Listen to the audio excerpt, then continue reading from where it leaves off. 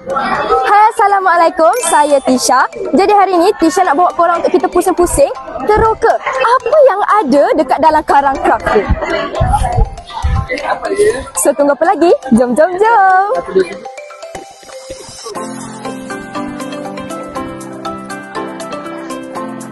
Jadi korang, sekarang Tisha dengan Zakira. Tisha difahamkan yang Zakira akan bawa kita untuk pusing-pusing dekat karang craft ni, betul ke? Ya, betul tu. Zakira akan bawa Tisha dan anda semua naik ke atas. Kita akan tengok sinar daily, sinar harian, sinar bestari, sinar plus dan sinar islam. So, korang apa tunggu lagi? Jom, kita gerak.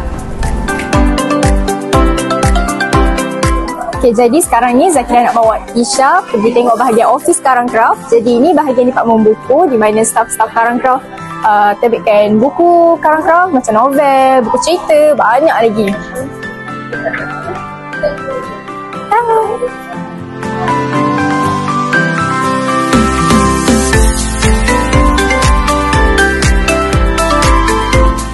Sekarang ni kita dekat Sinar Daily, portal berita dan konten Sinar yang berbahasa Inggeris lah.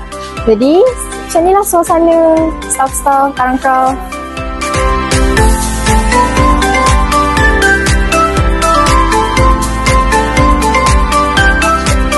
Mesti Tisha nak tahu kan sekarang kita dekat mana? Jadi sekarang kita berada di Sinar Harian di mana tempat wartawan, content creator dan editor bekerja. Jadi di sinilah mereka bekerja.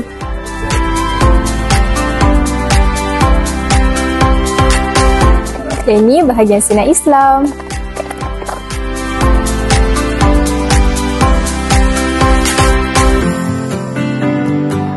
Zakira, lepas ni kita nak pergi mana? Okay, sekarang Zakira bawa Tisha ke studio rakaman podcast Sinar Daily, Sinar Plus dan Sinar Bestari. Jadi dekat sinilah mereka live podcast. Jadi sampai sini je Zakira boleh bawa Tisha untuk Sinar Karang Craft punya tour. Okay, terima kasih Zahira. Bye. Bye, jumpa lagi. Okay, sekarang kita nak pergi ke kilang pencetakan Karang Craft. Tapi siapa yang nak bawa Tisha pun? Tak apalah, jom kita pergi je dulu. Ha korang, sekarang kita dah sampai dah dekat kilang pencetakan ni.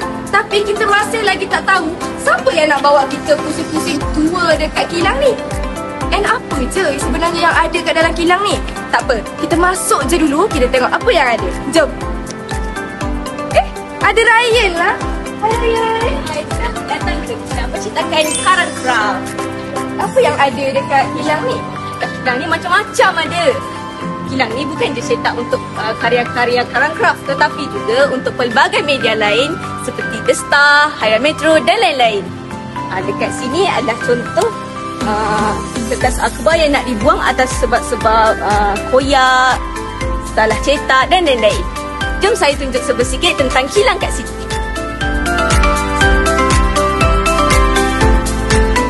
So ini adalah kertas-kertas yang digunakan untuk mencetak karya-karya Karang Craft. Kertas-kertas ni bukan dari dalam negara tetapi kita dapat dari luar negara. Ketebalan kertas ni adalah 70 GSM sepanjang 9,600 cm.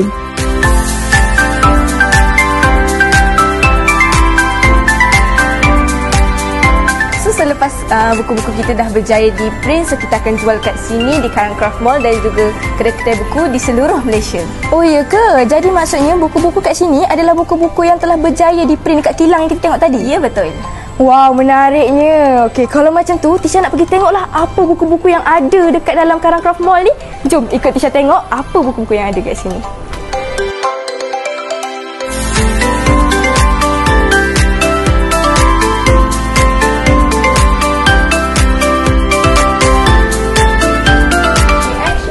Jadi itu sahaja vlog Tisha sepanjang kita dekat Karang Craft ni. Apa pendapat korang? Best tak best? Seronok ke tak seronok? Jadi, sampai jumpa dekat vlog yang seterusnya. Bye!